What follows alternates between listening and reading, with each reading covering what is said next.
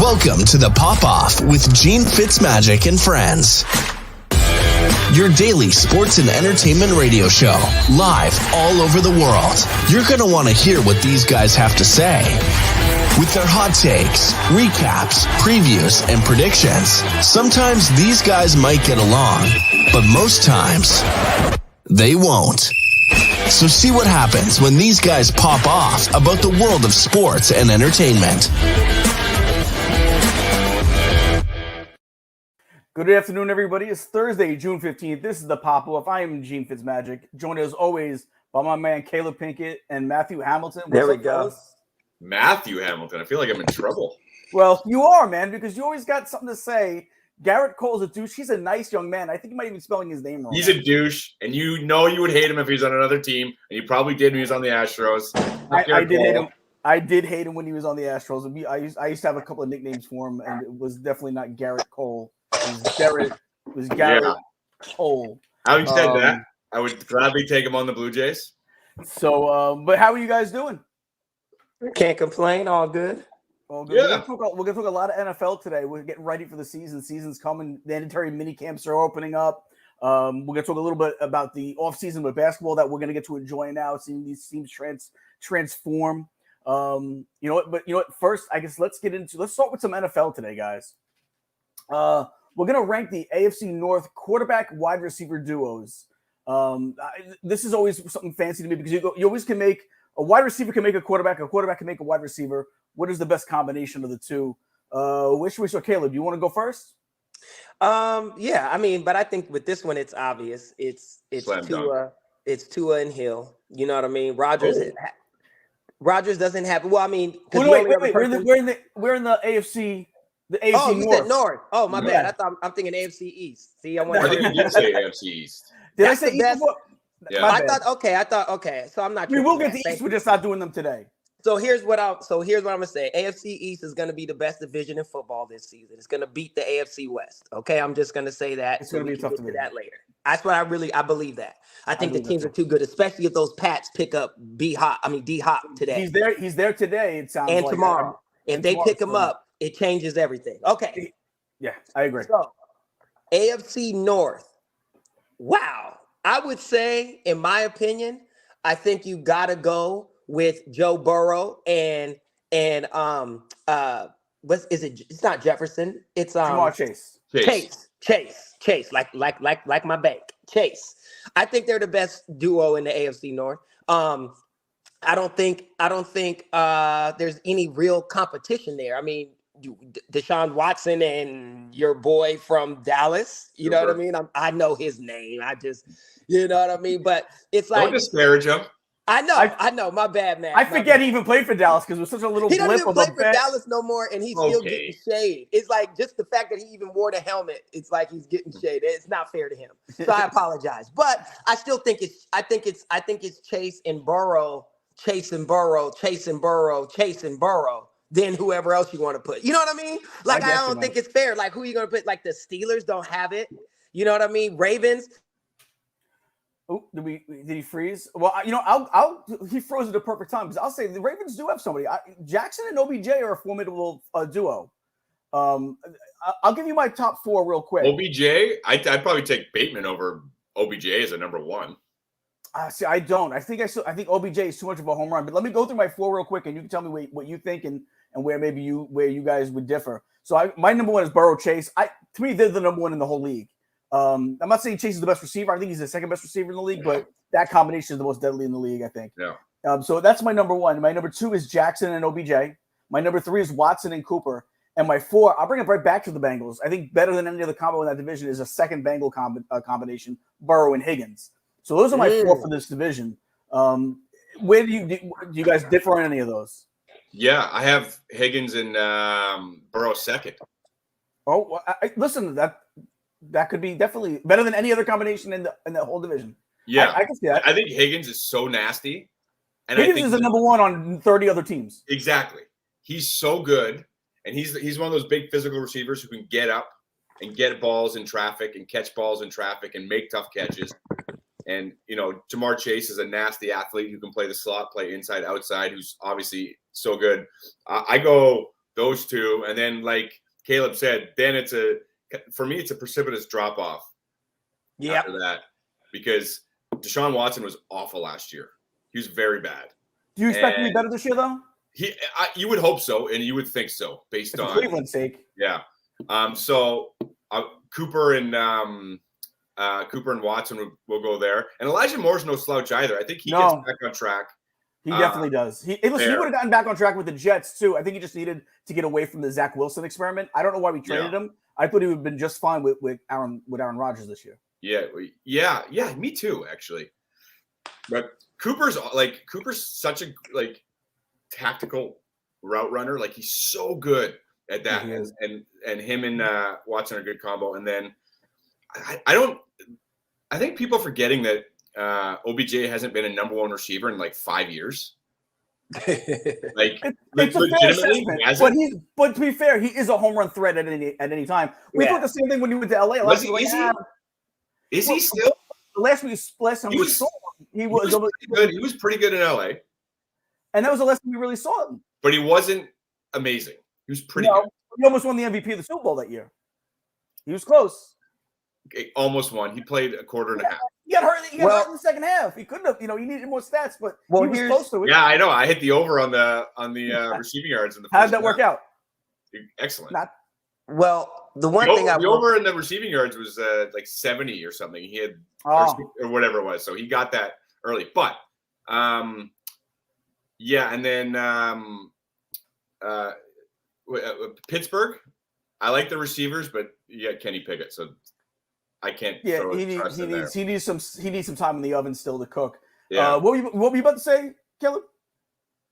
What I was going to say is just that I think the reason why Odell was having such a great Super Bowl is because the Bengals were keying in on Cooper Kupp. And when you get somebody keyed in, it frees up other people. And that's what they were doing. They did not want to lose by the hand of Cooper Kupp.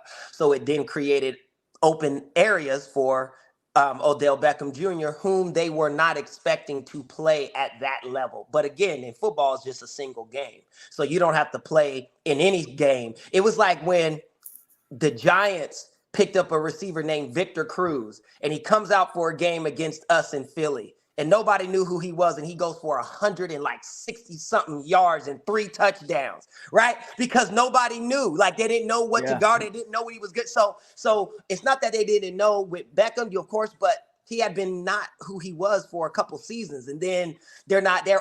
Cooper Kupp is setting the league on fire that season. So I'm sure the Bengals were keying in on Cooper, which then led to Odell having open opportunities. So I think that's a little bit more to do with that particular game and that run, more than him just being phenomenal outside of the fact that he is. You know what I mean? But I feel like Cooper helped with that. Ironically, once OBJ got hurt, Cooper still killed That's right. Wasn't the most important drive. He was like, all right. He was open. He was open on every drive. Somehow. That's true. So all right. So you guys, you both put Higginsborough that number 2? I do. Yeah. Yeah, I think so. Because there's nobody else in the AFC North that has a tandem like that. See, I put him at 4. I didn't want to disrespect. And we also don't know if Watson is Watson still, right? So that's part of that. Yeah, like he just got there. You can't count last season. This is basically his first season back, right? So he doesn't know his receivers like that. We're going to see how they go. You know what Burrow's got with Higgins and Chase. You know. Even his tight end. What's his tight end's name? Well, he doesn't have Hayden Hurst anymore. Hayden Hurst is gone. I'm about to say, because that dude was dope too. But I'm just saying, it's like, he went somewhere. Did he go to Cleveland? Who? Did you talking about the tight end from Cincinnati, right? Yeah. Yeah, I think he went to. Did he go to Cleveland? He went somewhere. He left. Hayden Hurst left. Well, they got Tyler Boyd still. They're doing fine. Yeah. Listen, they're gonna be fine for at least another year. I think Higgins goes somewhere else next year and gets a number 1 receiver role somewhere. Someone's gonna pay that dude. Yeah. He's worth every penny. So all right. So let's go into the next one. Coach facing the most pressure coming into the season is Matt. Sean Payton.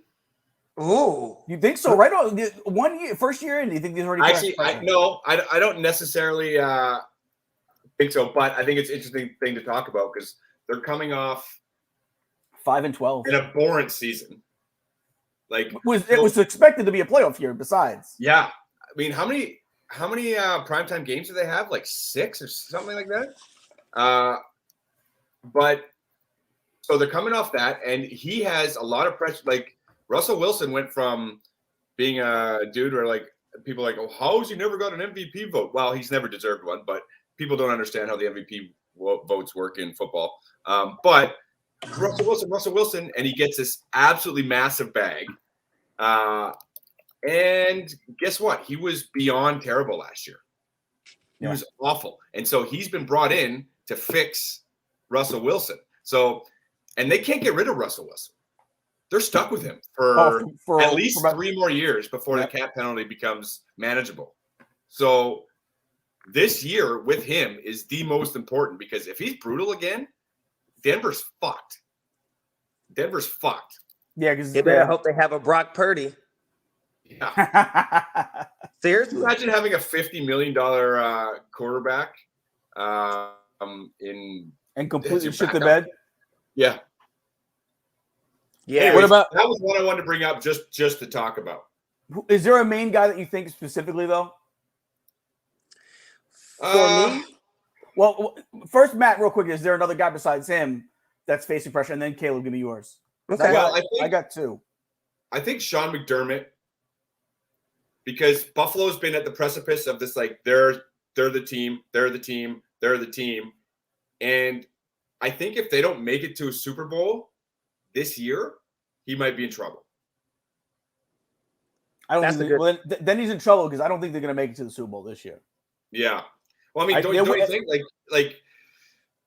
I mean, common sense. The common theme, though, on a lot of sports talk radio and TV and stuff lately has been the window maybe closing a little bit on Buffalo. So if that is the case, he might be in trouble. And you know what? Listen, the roster didn't really change much, right? The roster's really only improved. So is it the voice in the is it the head voice in the locker room is what I think people are going to turn to next? Is like, all right, well, if it's the fact that we can't get over this hump, is it the lead voice? Is it the coach? Well, also having Von Miller come back is going to be. Oh, he's what killed that season last year for him. He's a closer. He's the closer. So he'll be back after what, like week 5 or 6. I thought he was supposed to be back by. I think he was only missing a month, but I could be wrong. Yeah. So I thought he was supposed to come back like week 4, week 5. Yeah. So who do you got, Caleb? Do you have 1 or 2 guys? Yeah, you know what? It's more. I think really who I think is going to be on the hot seat if they have a terrible season is what's his name, Salah in New York, the Jets head coach. I really do because Great point.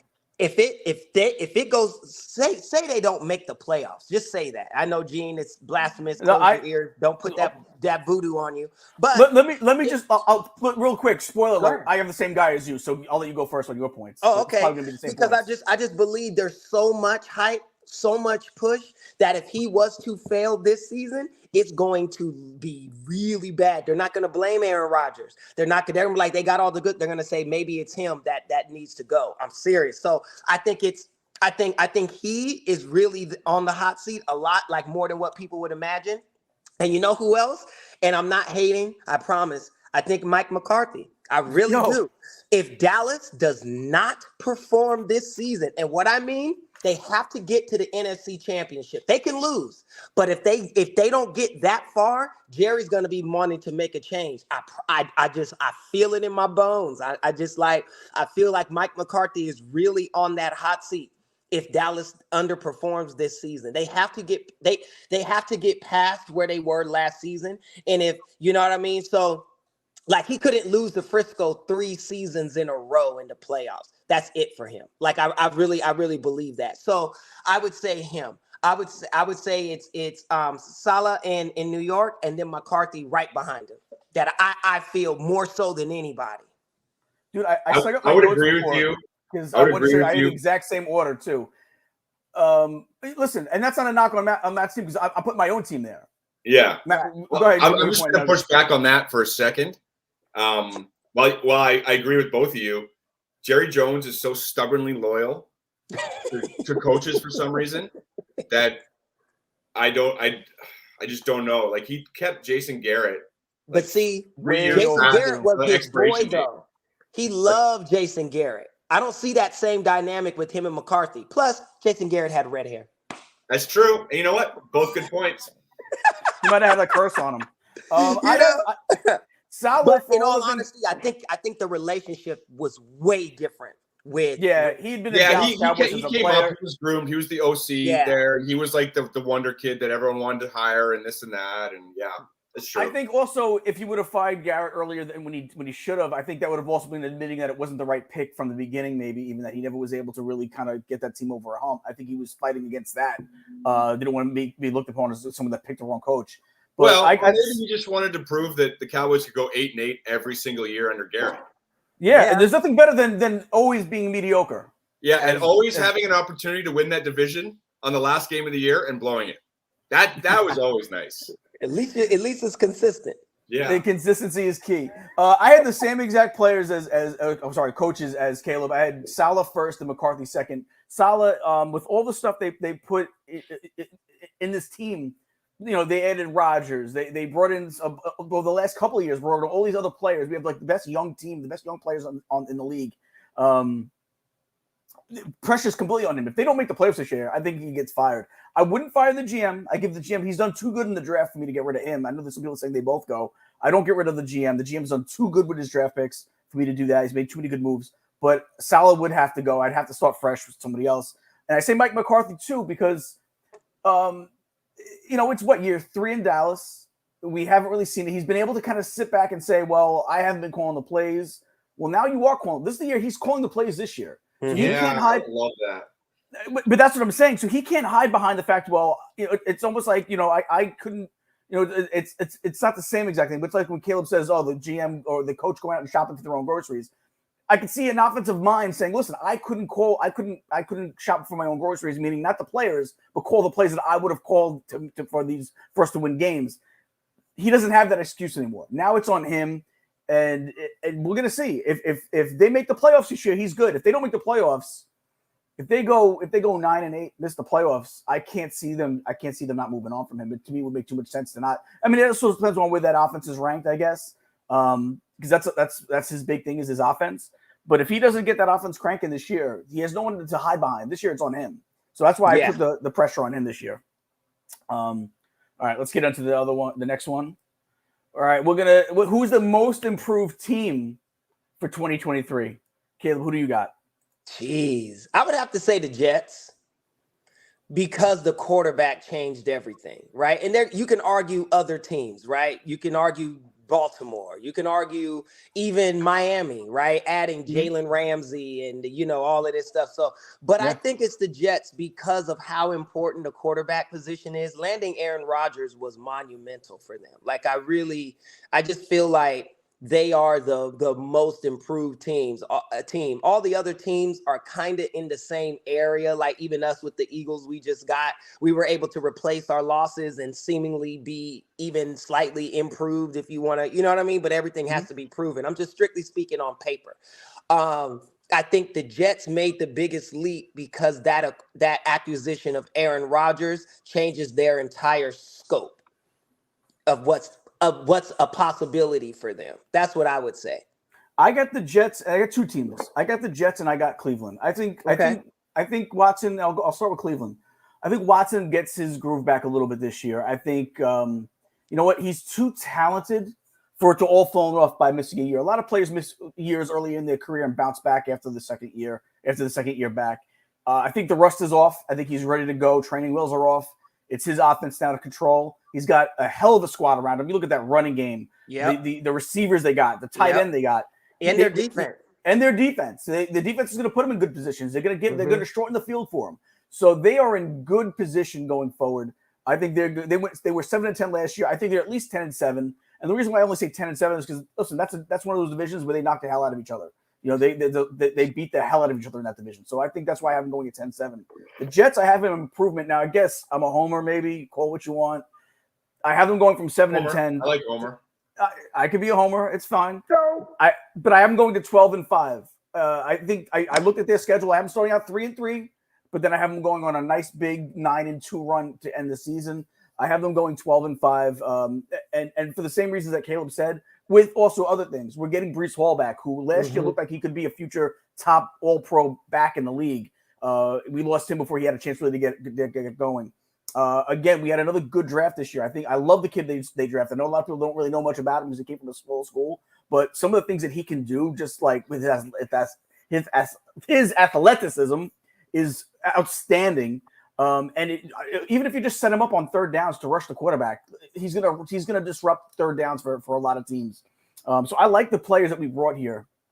Carl Lawson, another year back from that Achilles injury. This is always the year where the players always play a lot better. That first year is a little shaky. The second year back from those injuries is where they really hit the ground running. Quincy Williams, they're gonna get that deal done. It's they got the best defensive line in the league. So and there's rumors that it actually might even be as early as today that they're that close to it now. It sounds like so. The one thing I'll say about Deshaun Watson is this: you're right. He better have a good season this year because the 1 year layoff or closer to 2, he has no excuse. Because I know a quarterback who spent 2 years in a prison for dogfighting and comes out and joins the Eagles team and damn near has an MVP season. Yes. So no excuses, buddy. You know speaking of Michael Vick, I mean, I was watching the highlight. I was going through reels. It was 2 days ago, and a reel came up of all his highlights, man. And I was just watching from Virginia Tech. It was just even Atlanta stuff. It was Virginia Tech stuff, and I'm just like, this guy was like, it was like watching some CGI kind of shit. It really was. Yeah, like, it was literally a video game. It was intense to see some of the stuff he was able to do. But all right, so who do you got, Matt? I'm going to switch it up a little bit. Just the Jets. I had the Jets, but I want to make it a little more interesting. Go ahead, make it interesting. I think Houston. Oh, good call. I think Houston. I mean, there's obviously question marks around Stroud, but I like the addition of Stroud and Will Anderson, and they drafted that center. What's his name? Scruggs. But they also signed some good NFL veteran depth players in Devin Singletary, Dalton Schultz, Noah Brown, Robert Woods, Dalton Schultz. I mean, Dalton Schultz is an excellent catching tight end. Yeah. Yeah, that's a big. It's a very underrated acquisition for them, I think. Yeah, and so they're not going to make the playoffs, but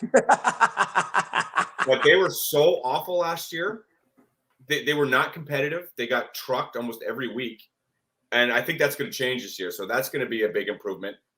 And I also like what Pittsburgh did. Okay. I think their draft is good. I think their defense is going to be really good again, and a lot of it, obviously, like they kind of improved the offensive line for Mr. Pickett, who was interesting last year. I don't know if I'm on board, completely on board with him being the guy, but he's got good wide receivers. Small hands, though. Small hands. Carney, small hands. Smell like cabbage. Small hand Kenny. Yeah. So I think they're going to be a lot. I mean, they had 9 wins last year, right? So I actually don't think they'll be a lot better. They always overachieve. That head coach has always got that team ready to go. We win. Yeah. So. I think they could get to 9 and 10, 9 or 10 or 11 wins. Yeah, maybe 10. They're better than they were last year. It just really depends on how else. For Pittsburgh's biggest competition in that is just the rest of that division. How good does the rest of the division get?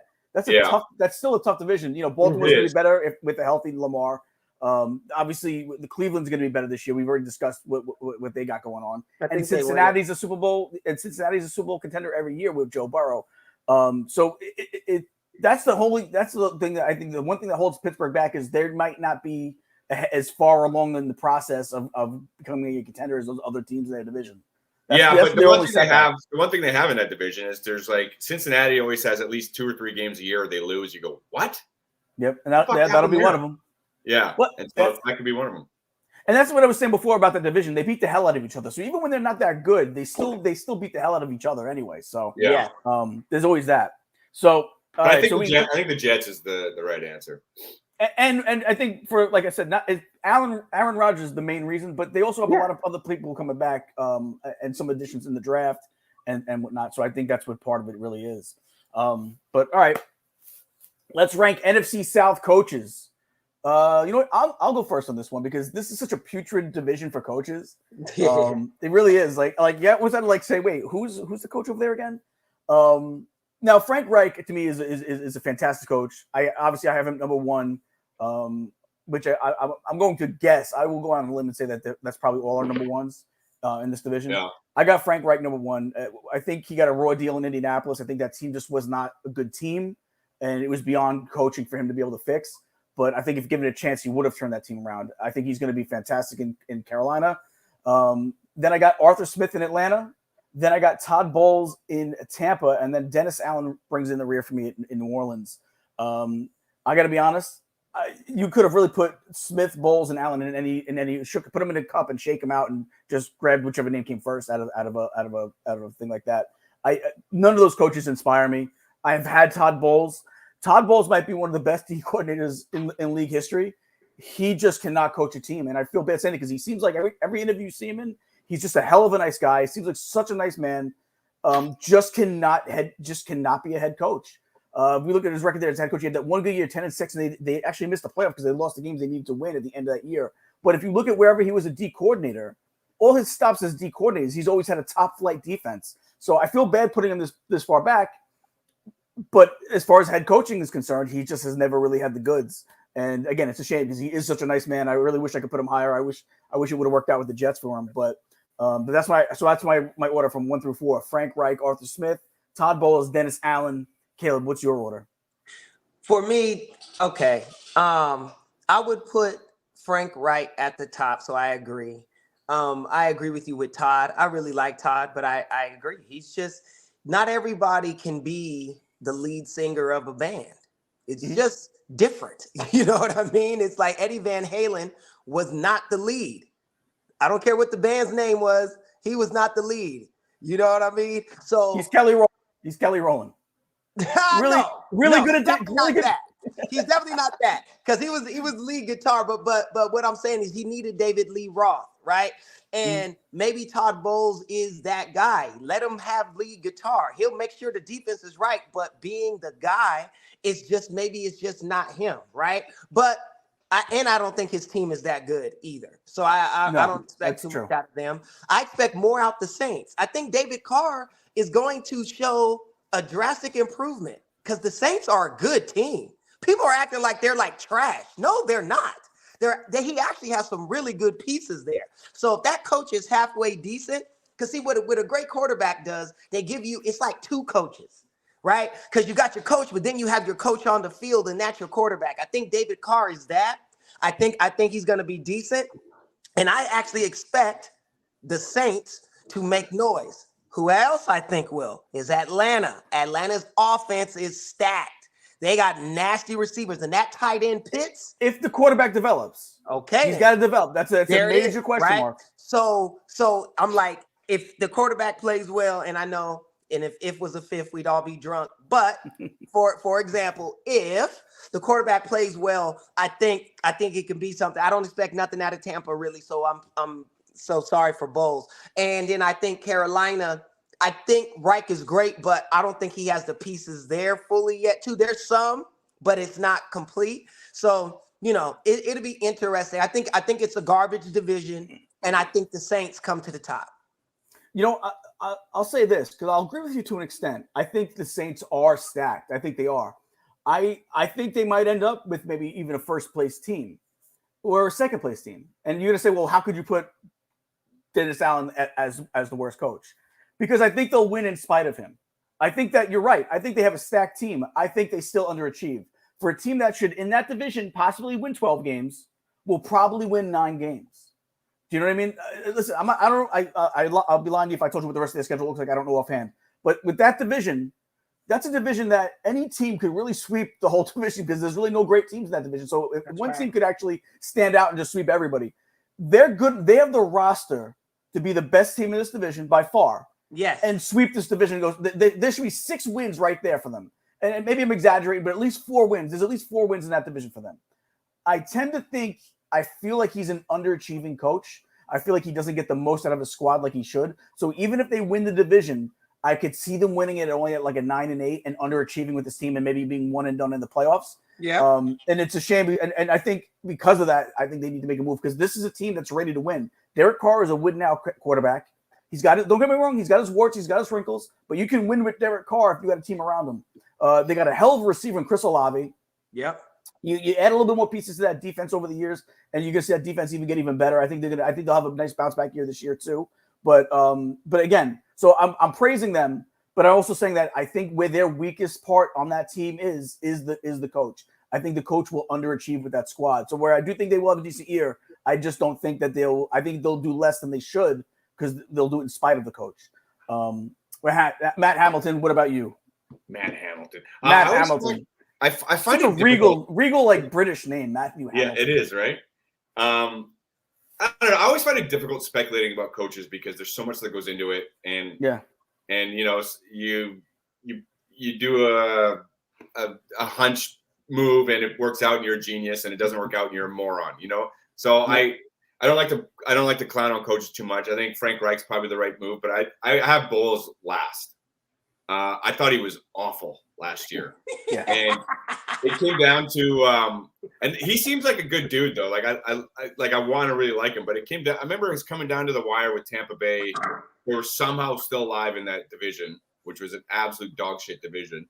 And they were playing. I forget who they were playing, but it was the other team tied it up late, and there was like a minute to go.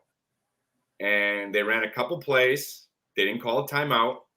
And then Tom Brady hit like a 40-yard pass over the middle, which almost put them into field goal range and almost gave them a chance but they didn't use their timeouts. And so the clock drained and they went to overtime and lost. Mm-hmm. And they asked him about that. And he was like, well, what happens if Tom Brady threw an interception? Something he's never done in the last minute of a game, by the way. And it's just like, why would you not play to win the game? I don't understand that. You have the division on the line. You can make the playoffs. What the fuck are you doing? It was so strange. So then it was just like, I know the team wasn't very good either, but I'm putting Bulls last, basically strictly on that. What do you got for the other two guys though? For Arthur Smith and I don't know, flip a coin. Exactly. I don't know, man. It's like, I honestly couldn't tell you. Would you guys agree this is probably the worst division in football? One of them. Like, what would name a worst division? Like, think about it, like real quick. Like, just brainstorm for a second. Is there a worst? I don't know if there is. I think this is the worst. No. It is. It's the worst one. Yeah, it's the worst one. Yeah. Who wins that division with how many wins? Well, and that's what I was saying. 9. Shoot, and that's what I was saying before. Like, if there was a legitimate winning team in this division, a legitimate contender, that they'd have 13, 14 wins just because they had division alone. Right.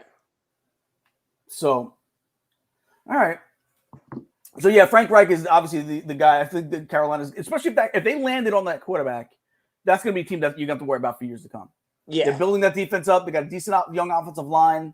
No receivers yet, but you know they're going to draft a receiver probably first next year. So they got some work to do, but there's definitely some stuff to some bright spots over there. Ranking the AFC East defenses. All right, guys. I'm waiting for someone, and I'm assuming it's probably going to be Matt that's going to say something that's going to piss me off. So let's go with Caleeb first. I think these defenses are they're all pretty stacked. I think the Jets have the best defense, right? I think the Bills come right after them because Von Miller. If it wasn't Von Miller there, I might put Miami above the Bills, but I think Von Miller's return, and I think there's another guy that the Bills picked up. Oh my God, I don't know why I'm blanking, but he's a great pass rusher as well. They just re-signed Ed Oliver. Oh, you're right. They you're 100% right. They just signed him Leonard Floyd. Yes, there it is. Leonard Floyd from the Rams. That's huge. That's used to play with Von Miller. Yeah, like that's nasty. So I say Jets, Bills, Miami, and then the Patriots. But the Patriots aren't that far down. Like they're not in fourth as a bad defense. They're a defense that can stop you and that you got to pay attention to. So I think the AFC East have some of the best defenses in all of football, like in one division. Like they're all pretty stacked. But I think the Jets are the best defense out of them all, and the Bills a close second. I agree. I got Jets for obvious reasons. Best corner in football, one of the best defensive linemen in all of football, if not the best. Heck of a head coach who's a defensive-minded guy. So I got them there. Bills, I feel like and this is partly because of like what you said, but Von Miller makes them so good. They're also going to miss Von Miller for a little bit at the beginning of this year. If you look at last year's defense, their defense slid down a lot last year once Von Miller got hurt. Like they were pretty tough defense. And then when Von Miller was out of that lineup, you saw the toll that it took on the rest of that defense. Here's what I'll say about that, just real quick. Yeah, guys. See, the difference was last year they knew their big brother was gone and he wasn't coming back, right? So you're down. It's different when you know your big brother is just around the corner. You might have your chest out talking mess to the kids on the block because you know all you got to do is whistle, and here comes your brother everybody's scared of. So the point I'm making is that their defense will play up because they know in 4 weeks, that's your ass. He's coming home, right? So they're excited. They're going to play more because they know he's coming, right? Like they're not going to want the team to be down. Like I'm telling you, it's different when you know somebody is coming versus knowing that they're not.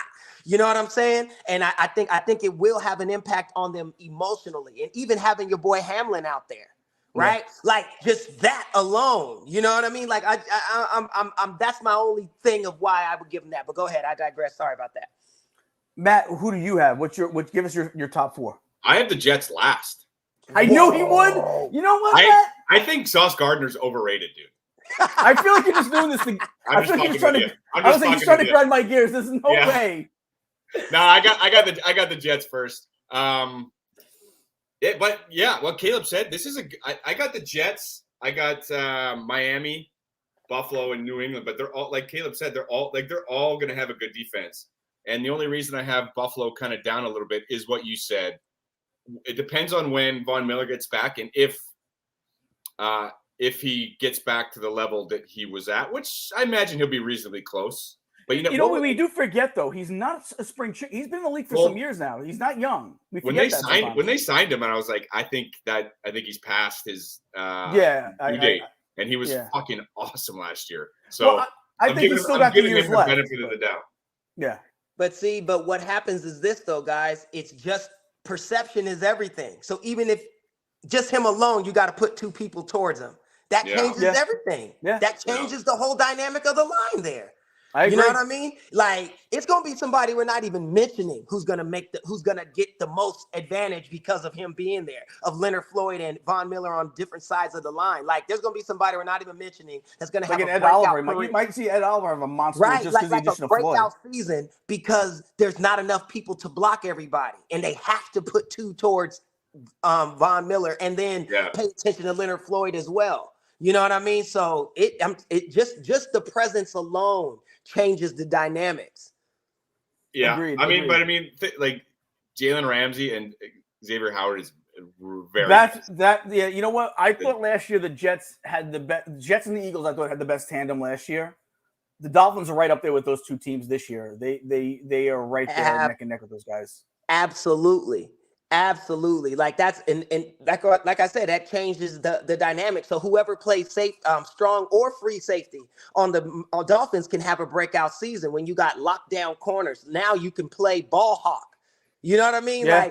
Like you can get your Ed Reed on because your corners are so good. See, Ed Reed was Ed Reed, phenomenal. I think one of the best safeties to ever. Actually, I think he is better. I think he's better than Ronnie Lott, who was my guy. Here's what I'll say, and I know I love Ed Reed. Ed Reed was what? No, go ahead. Tangent away. But it doesn't matter. What I was going to say is though, in football, your teammates help you because that Ravens defense, that front 8, that box was so dominant with Ray Lewis and Saragusa, rest in peace, and Terrell Suggs and all of these guys. the quarterback didn't have time. So Ed Reed knew I just got to play the ball because you don't have enough time to go through your reads. So I'm just going to say, oh, there he goes. And he was on it. So he was able to get more interceptions than any other safety basically that ever played the game pretty much. I don't know if that's a fact, but he's up there. And I think a lot of it was because of that front eight, because of Ray Lewis and them up there. It freed him up where he didn't have to cover as much. He got to play the ball, right? Same thing with my boy I don't know why I'm blanking. B-Hawk, right? On the Eagles, right? Our safety, like when you have those guys that have a strong defense, it allows them to, like other players, to really feed off of that and get Hall of Fame type level careers. You know what I mean? Yeah. Like I really believe that Deion Sanders helped out a lot of people knowing that he could just lock down one side of the field. Yeah. Sauce Gardner has that kind of level. He doesn't have the mind yet where he can read it and see it as good as Deion, but he's got everything. He's not. I also don't think he's the playmaker that Deion was. Like when Deion got the ball in his hands, forget about it. It was a good chance it was going to be a pick six. You never knew what he could do with it. I don't know if Gardner's that level. Now I think Gardner's better at covering man to man. I think he's going to have I think he's better at that than Deion. Deion, he didn't want to throw his way just because even if he wasn't there, he had the speed to make it up and snatch the ball out of the air. Yeah. So it didn't even matter if he had a jump on Deion. Deion had the speed. In fact, I would gather Deion let people open a little bit. Just he said that. Did he? All right. So he's got an interview. I forgot what it was on. I think it might have been 30 for 30, where they talked about him playing for the Braves and the Falcons. There's like an episode where they talk about that. Yeah. But he actually goes into that. He said, I would let receivers run past me because I knew I could make it up. Yeah. Like he said, that was on like that. He did that on purpose. Yeah. So to say Sauce plays better man to man is actually maybe Deion would do it on purpose because he said if I guard you, they'll never pass the ball. Yeah. So while we're on the topic, don't sleep on the Cowboys this year. Oh my God! Let me tell you something. Gilmore, Diggs is dope. Gilmore and Diggs are dope. Like I'm not going to front. Gilmore and Diggs are dope. Darren Bland was pretty good last year for a rookie. Jordan Lewis was looking real good before he got hurt. Yeah. I don't know, man. Yeah, listen, I think they got a decent squad. I'll be honest, I think the best. They always have a decent squad. That's why they get shitted on so much. It's not because they're out there, they're trash. It's because they have teams that should be more competitive. That's why. Yeah. I think they're a top half of the league defense. I think the only thing is in that division, you have the Eagles to deal with, and I think Washington's defense is a little better. Top half of the league. Stop it. What? How good do you think they're better than that? Yeah. The Cowboys? So they got this kid. Top half is still good. Hold on. What's his kid's name? I forget. Oh, Micah Parsons. You heard of him? Yeah, he's fantastic. He might be the best guy in the league. Yeah, he's unbelievable. But that doesn't make it the whole defense a great defense. Yeah, it does. It does. Actually, guys, it does. It actually makes sense. I think they are a top half of the league defense, but I still don't think in that division they're top half of the division. I think the Eagles are a better defense, and they only added to that defense this year. And I think the Redskins might have a better defense. I mean, they might. It's close. It's close.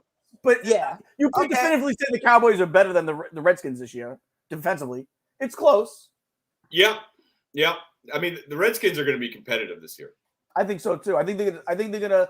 And it's hilarious that all three of us are nonchalantly just calling them the Redskins as if they didn't change their name. Wow! No. And we don't. And everybody watching knows we're not being racialist or saying anything. Like it's just that's how bad the name Commanders is. What? And I still do. I still call the Chargers San Diego. I still do. Yeah, me too. Well, the Guardians are called the Indians. I can't help it. Yeah, I get it.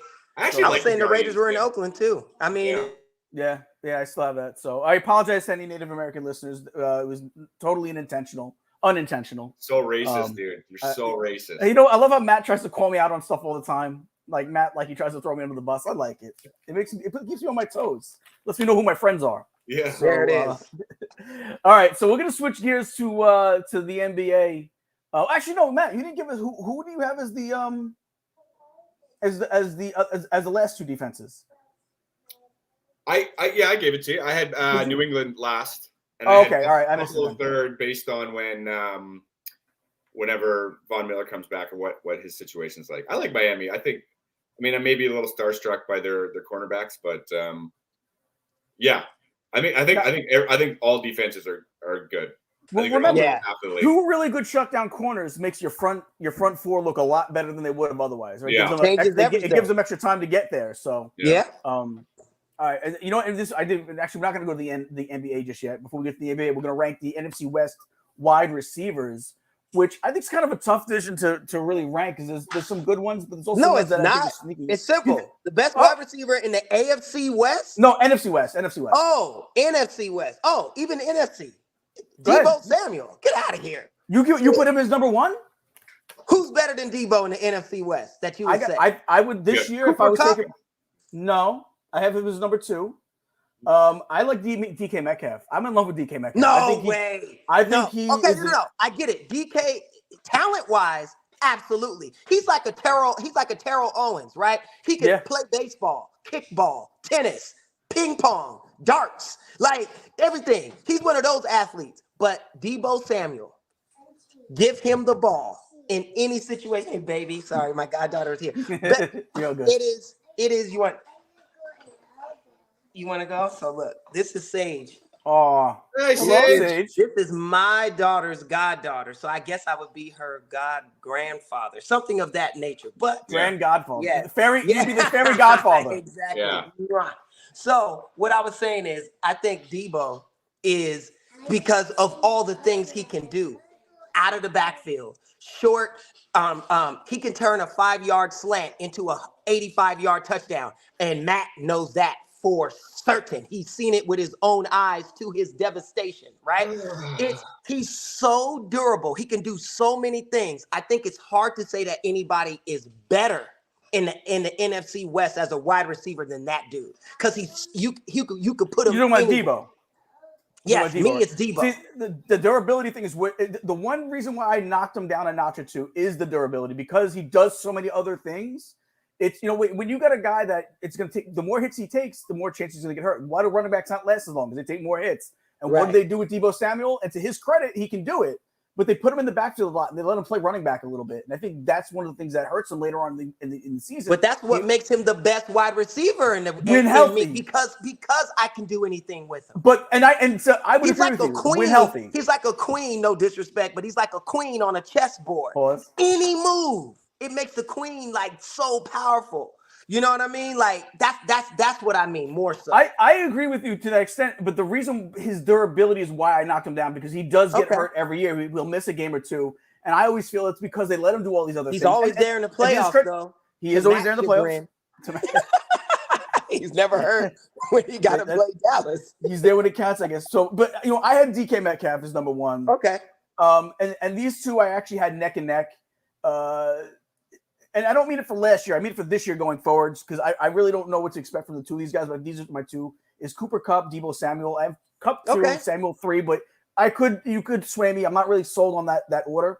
And then 4th, I have Brandon Ayuk. I think Brandon Ayuk is a home run waiting to happen. I would love to have him on my team. I think he's underrated. I think as much as I love this guy, I feel like if you look at his reception, 78, 56, 60.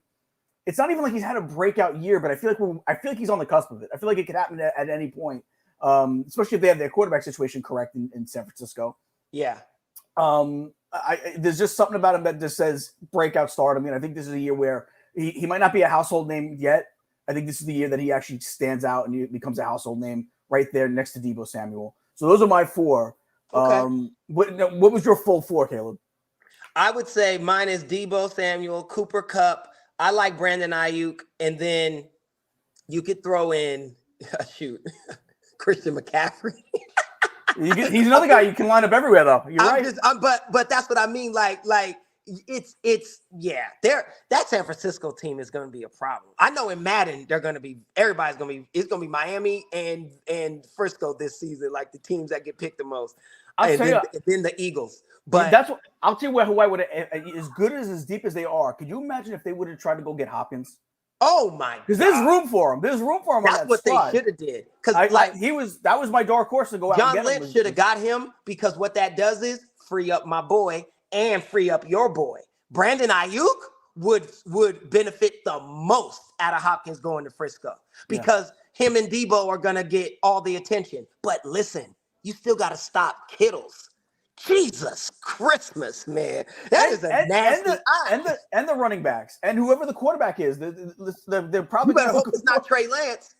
Oh, if we put the running game in there run. Like I'm telling you, man, that is nasty. But anyway, that's it. That's who I think. Matt, who do you got as your 4? I got Debo Samuel first. I got Cooper Kupp 2. I got DK Metcalf 3. Yep. And I got God damn it. Oh my God, Matt. The guy Tyler Lockett 4. Oh, he was close. I always had him as 4th. I love Lockett. I just think going into this year, I think Ayuk's just gonna have a bigger year than Lockett. I think Njigba's gonna take some catches away from Lockett. Also, Lockett, listen, he's younger than me, but he's still a little long in the tooth for an NFL player. So I think this is the year we see Lockett start to come down a little bit because of Njigba age.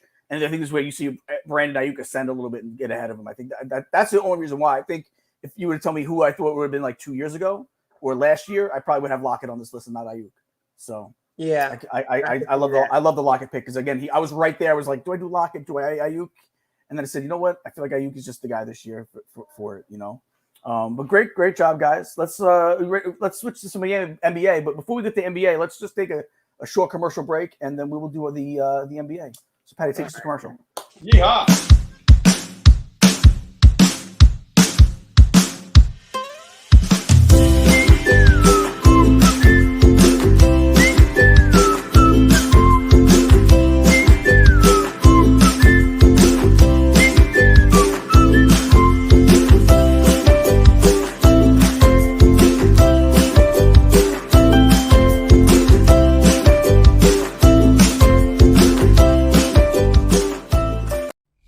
Craving your favorite theme park treats right from the comfort of your home?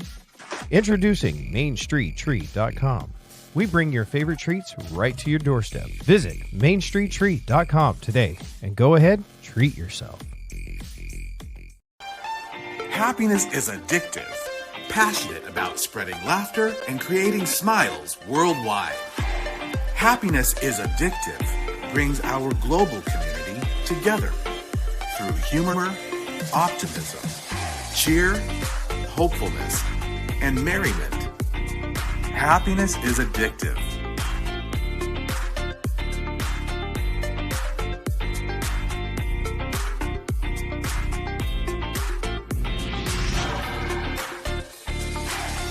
Happiness is addictive.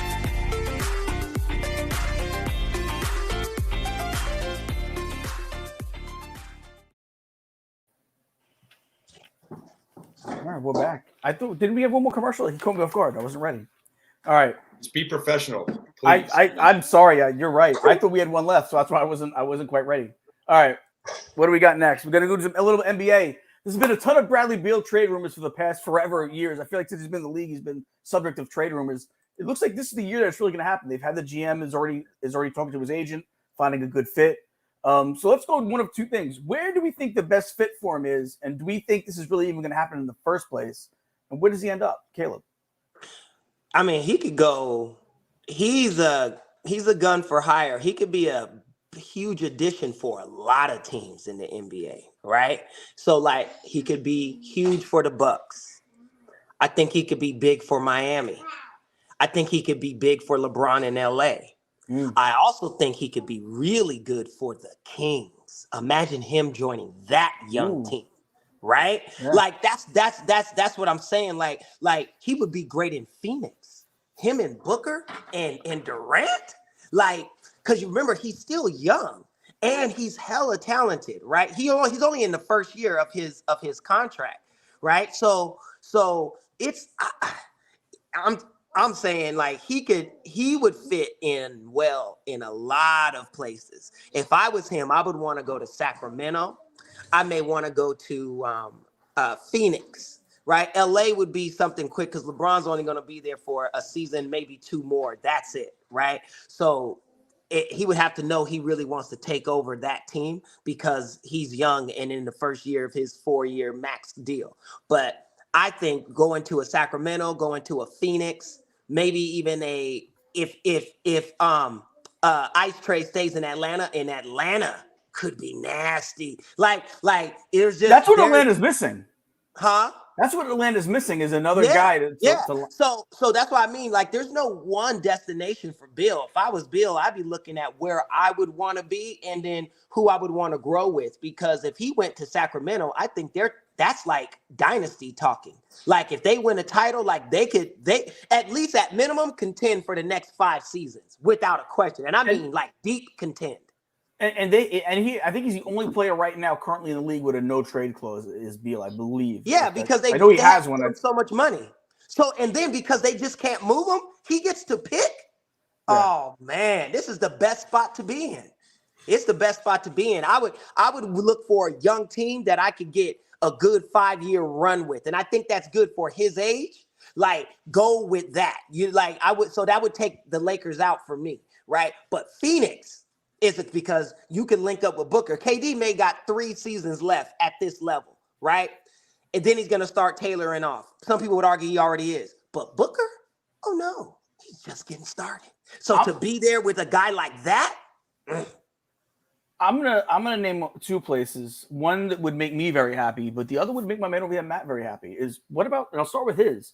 What about Toronto? Toronto needs a shooter like that, especially can you keep Fred VanVleet if you have the opportunity to bring Beal in? Does VanVleet want to stay at that point?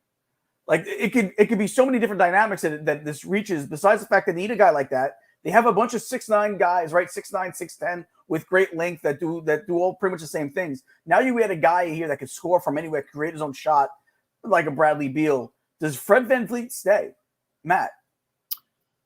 If that was the move, if Toronto was able to make that move, I don't want Bradley Beal. You really don't want him? Wow. For $50 million? Yeah, but that would. You'd have a good squad with him there. You don't think you're a contender? Yeah. You know what? I never even thought about that because he's scared. Like, you can't win with him as one of your best players. I don't think. Like, as a complimentary piece, as like a third piece, sure. And he's a good shooter. He's not even a great, like, he hasn't.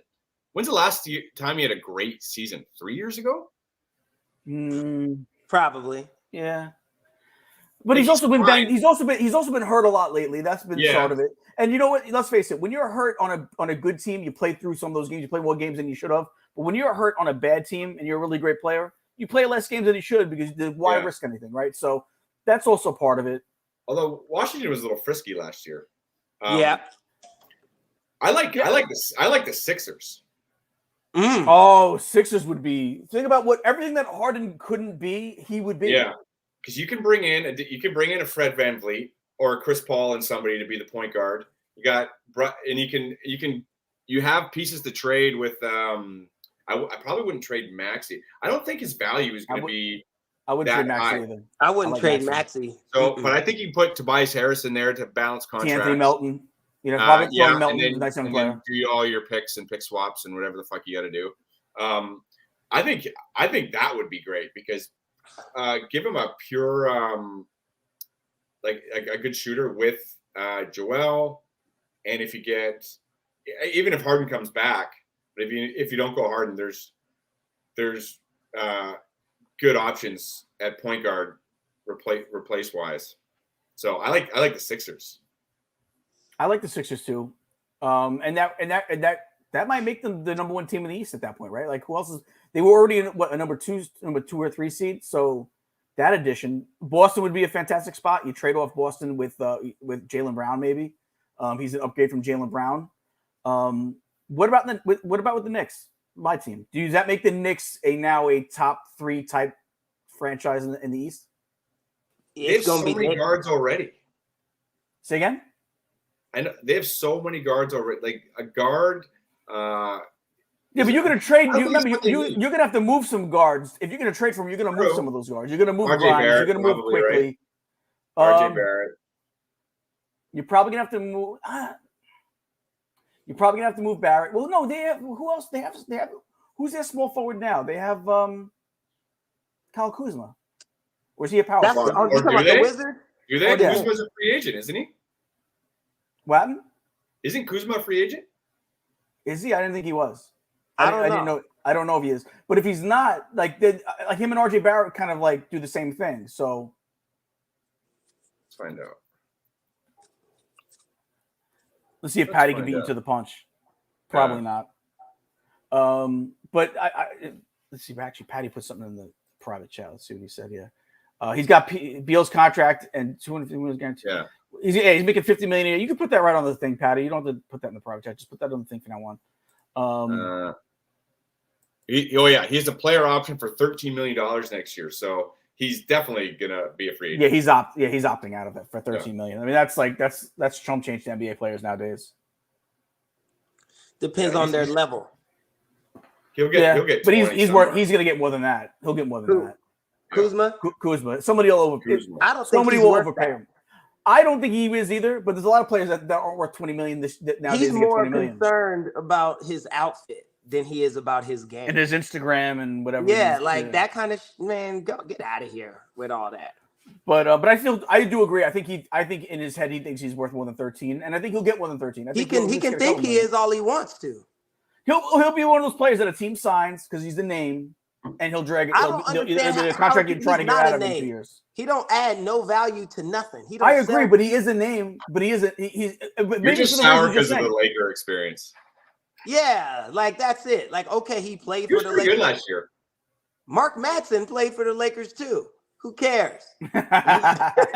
He's not Mark Madsen though. He's trying to play him like he's Mark Madsen. Yeah, I don't. Listen, I think Beal goes to a lot of places and makes them better. I like the Philly one. You're right about LA. LA would make no sense. But the Kings one is one that I've never even thought of yet until you mentioned it, and now I'm like, wow, like that would be. Would be it. Yes. That's the Aaron Fox needs somebody like that next to him. That he's a stone for that kid too, Beal. I mean, you know what Beal reminds me of, and I think Matt, you might have said it. He's not like your typical number one. He's more like a Robin, right? He reminds me a lot of, and I don't mean his game because he's not the same player as he is, but the guy that could score in bunches, score a ton. But just never did. But just wasn't the number one guy. And again, I love this guy. I rooted for him. He was a Knick. He reminds me a lot of Carmelo Anthony in the sense of he's going to score you a ton of points, but he's just not your Batman. He's more of a Robin. And I felt like that was always Carmelo's thing. If Carmelo could have went to a team and been the number 2 guy, he probably would have won title somewhere. He unfortunately he came to the Knicks and was the guy, and it just wasn't the right fit for him. And I loved him. I was at the first game he was as a Knick. But I feel like that's Bradley Beal's thing. So, but all these other teams we're talking about, he can go to, and he has the other help that he needs. So I agree. I think Sacramento's not one that I heard of yet. I know somebody on ESPN this morning was saying Golden State if they decide to move on from Clay, which it might be time to do because Clay's not been what he used to be. But if I had to say what would be the best fit in the East, I find it hard pressed, and it would be the most fair trade. I think I find it hard pressed to not think that it's Boston. You're gonna get a good package back from Boston. You're gonna get yourself a bona fide star back in return. They're gonna definitely want to move Jaylen Brown in that deal. So to me, that's the best deal I feel that's out there for Washington. Are they better with Beal than Jaylen Brown? I think Beal's a better scorer. I don't know if he's better at anything at the other stuff that he's got better handles than Jaylen Brown. I'll tell you that. Yeah, it's a good question, man. I'm not sure. What do you think, Caleb? I think that, honestly, I think he's a better defender and he has better handles than Jaylen Brown, but they're kind of similar. Like, I don't think you know what? I'm gonna back up. I haven't seen Bill in this game where it freaking mattered like Brown has been in multiple, and we've seen him falter in situations. I've never seen Bill in a finals. I've never seen him in the Eastern Conference Finals. I've never seen him in a Game 7 where things matter, right? So Who knows if he'll lose the ball and have more turnovers than points or assists or whatever that stat was. You know what I mean? Like I haven't seen him, so I don't know. But on paper, it's like cool. But I wouldn't want to go to Boston if I was Bill. I think I would go to, like, I'm telling you, I would go west, and I would try to go get, or if I was in the East, I would go with Matt, and I would want to be in Philly. And if it wasn't Philly, I would try to get in Phoenix or Sacramento. No one thinks he's thinking New York? Or even maybe Dallas, right? He could go to Dallas maybe. Move Kyrie to the 1, Bradley at the 2, because Kyrie can run point. Like, that might be the right way, because where Kyrie doesn't feel like he has to score 40 points. You know is Zach gonna throw the what's his name off though? Luka. It doesn't matter. Luka can't win by himself anyway. So he's going to have to learn to get thrown off and figure out how to play with the thrown offness, because ain't nobody catering to you just like that, because you don't play defense. You don't do nothing but score, right? So, yeah, you're going to have to, you know what I mean? Like, you're going to have to figure, we're going to have to get you a little bit uncomfortable, buddy, like, in order for us to win. You know, and I think something like that, like Bill could be a good fit there, but less than Phoenix or Sacramento, in my opinion. I also like the Heat, and I think Caleb might have mentioned Miami earlier. Yeah, he could go to Miami and help buckets, and you'll probably move pieces that weren't really what put you where you were this year, right? So I think you sold Gabe Vincent your point guard. He did good enough this year to be your point guard going forward. You put Beal at your 2. Buckets at 3, Adebayo is your center. Who you're probably trading Hero, right? A package, but you've shown with the Heat you can win without Hero. No, you have to. The Wizards are going to take all their rec players. That's what I'm saying. But you can afford to get rid of some of those guys, no? And I would say I'm not so big on homeboy as the point guard. What's his name? Hey, Vincent? Yeah, Vincent. Vincent is good, but he crumbled when they needed it. Like, it was horrific. It was so bad. Stephen A. Smith was making fun of him, saying he had as many points as me in 2 games. Right? Like, he did have a bad finals. I'll give you that. But up into the finals. And I get it. I get he's from the Park and Rec League. I understand. But once you're on that court, there's no excuses. Right? You gotta play. You know what I mean? Like my boy Vince Vaughn says, rule number 76, no excuses, play like a champion. You know what I mean? It's like, I don't want to hear nothing like that. So I think it's that, and Gabe Vincent could get you something. You need, like, if you think he could be the guy, cool. But Miami should keep their eyes open. You never know who could become available that would be a good, you know what I mean, fit in there that's for you to, because, you know, the NBA team is musical chairs now. And nobody is where they're at anymore. Anybody can move at any time. You know what I mean? They should be trying to get Damian. They should be trying to get Dame Lillard down in South Beach. You know what I mean? I'd be looking for all kinds of situations. I would throw up in my mouth if they got Dame. Well, they don't have anything to trade Dame. Like, Tyler Hero's not going to move the needle. No, but if you have to put in Kyle Lowry. If you're Portland, though, when you got it and you're like, all right, we got to make a move, we got to move on. You're getting way better package from a lot of 25 other teams. Yes, you have a better package. Yeah, you're damn right. Nothing in Miami. You don't replace fucking. You don't replace Dame Lillard with Tyler Hero and picks. And maybe Tyler Hero and Gabe Vincent. No. And Max. All right, wait. We'll throw in Max Strus. Yeah, exactly.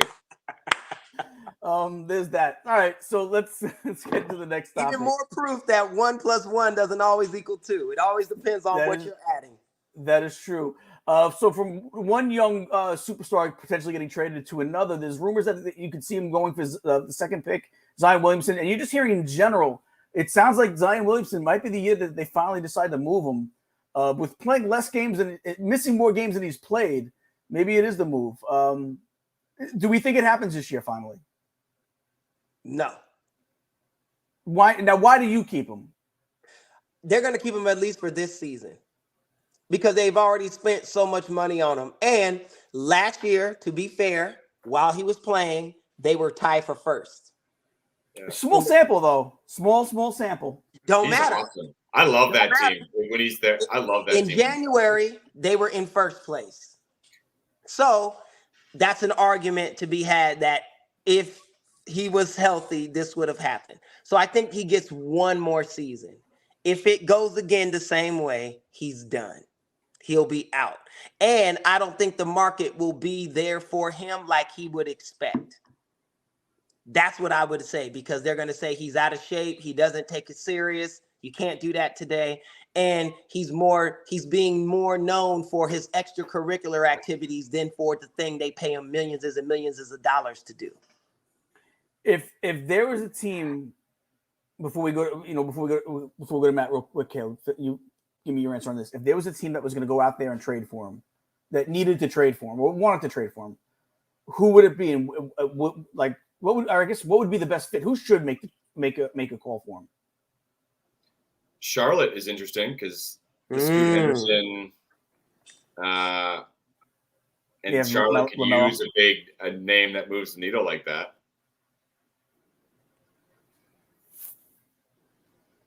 What about the Knicks? I know I keep saying the Knicks. But won't quit. I just want everybody. I want everyone on my. I'm like the Pokemon guy. Who are you trading? That's got like. If you're New Orleans, you're like, okay. Well, we have a ton of That's picks. a better team. We have a ton of picks. I would trade them. How about this? I don't think they want picks right now, though. But I'm saying, I put the picks in at the end as a little sweetener, saying, all right, and we'll give you these picks. Yeah. And let me finish. So I got a couple of guys I move for him, and you might need to add. New Orleans might need to add a guy to even out the money on it. But I would do. I would offer Randall up, who's got familiarity in New Orleans. They liked him in New Orleans. I would do him. I would give him Emmanuel Quickly, who could be a starter in this league. He was just shy of becoming the sixth man this year. And I'd probably give him Grimes. Grimes. I don't think Zion is the right fit. They already have, but here's the thing: the Pelicans are already deep. They already. You don't think they can? They don't think, but you don't think Julius Randle, does it make him worse or better? Well, I mean, it makes him better because Julius Randle actually fucking plays. And we're taking a gamble on this kid that could be a future. So we're taking a gamble. We're giving you one of our best players. New York would go get that home run they've been looking for like forever since Patrick Ewing. Yeah, there it is. Well, actually, maybe since Carmelo, to be fair, but no, not Carmelo. That was a home. You don't think that he was a home run when they landed him? Jesus Christmas. $194 million guaranteed over 5 years. When he plays about 30 games a year. That's the best job in the world. To play a third of the time you're supposed to. It's guaranteed, and you just enjoy your life. I mean, lucky Zion. Listen, Zion, I'm going to make a pitch right now. Zion, we have great food in New York City. We have better Italian food than Italy itself. Come to New York. Absolutely. And enjoy the nightlife here. I would love to see them. No, he doesn't need. That's the problem. I'm joking. I'm joking. Obviously, yeah, like that would be the one reason why you don't want him to get any bigger than he is. But no, listen, I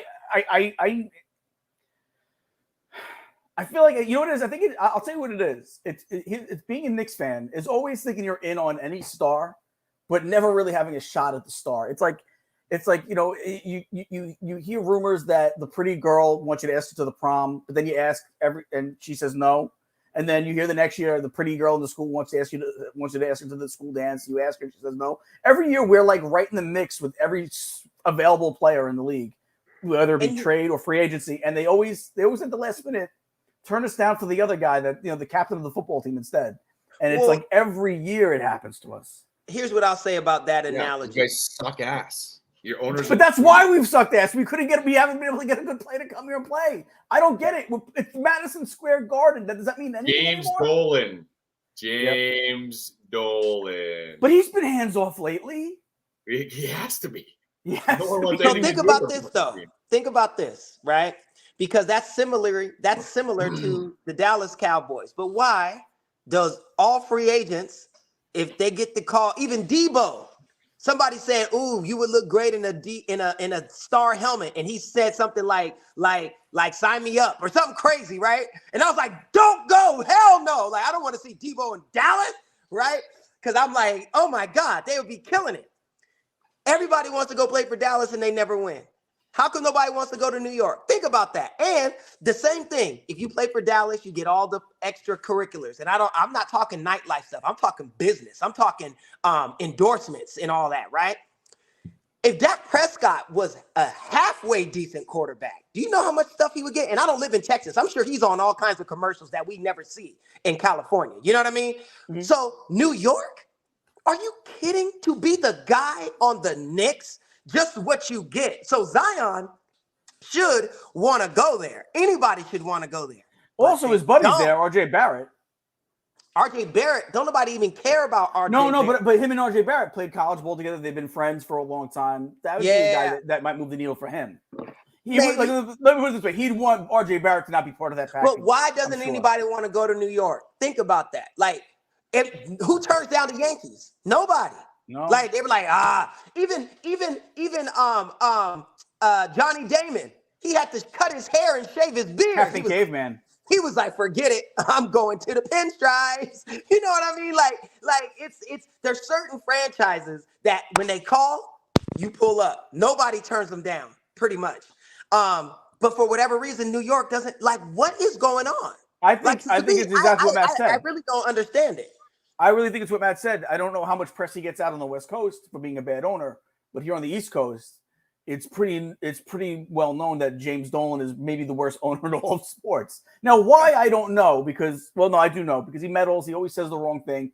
But the one thing he is willing to do is pay a ton of money. Banned him. Yeah, that was pretty rough. Yeah, that was a bad move. So yeah, he does the wrong thing a lot, but he's willing to spend the money for anything. Like he'll spend over the luxury tax if he needs to. He'll go and give Phil Jackson $12 million a year to like basically run the team into the ground. It's always the bad practices. Yeah, false sleeping practices, or pick Frank Nicolatina, then quit 2 days later. I mean, those things happen. That's what it's like to be a Knicks fan. Is we have a GM. Who could he have gotten in that year we drafted Nicolatina? There was somebody big that got drafted. Oh, was it Donovan? Was that the Donovan Mitchell year? But we could have gotten Donovan Mitchell, but we took Frank Nicolatina from France, and he turned out to be a bust. And Phil just rode off to the sunset 2 days later. He didn't even stay around for like 2 days after the draft. He quits, or he was let go. Jerry Jones gets just as much, if not worse, press as an owner than anybody else in all of sports, and yet and still everybody clamors. It's known that you can't. If you go, you can't even coach. You're not even a coach. Are the Cowboys are the Cowboys bigger than Jerry Jones then? Maybe they. But the Knicks might not be bigger than Dolan then. No, they are. They definitely are. I just think, I don't understand what that disconnect is. Like, it can't be that bad. Probably they're shitty fans. I'll be honest, we're pretty fickle. If I had to guess. No, we're pretty fickle. I don't know. That's funny to me, but all right.